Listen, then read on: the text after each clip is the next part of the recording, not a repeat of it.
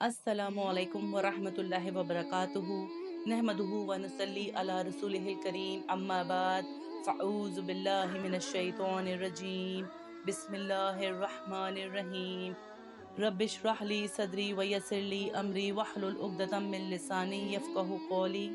Welcome to my channel हदीस wisdom. उम्मीद है कि आप सब लोग अल्लाह के करम से खैर व आफ़ियत से होंगे।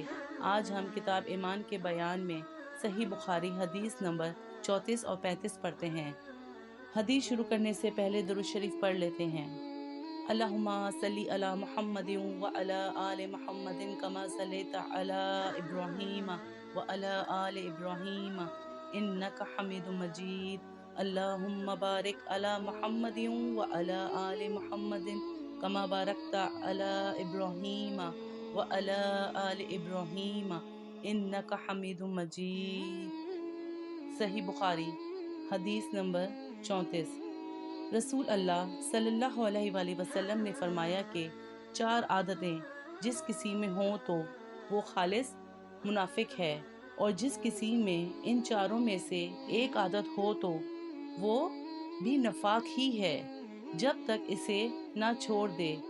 वो ये हैं, जब इसे अमीन बनाया जाए तो अमानत में खयानत करे और बात करते वक्त झूठ बोले, और जब किसी से अहद करे तो इसे पूरा ना करे, और जब किसी से लड़े तो गालियों पर उतर आए।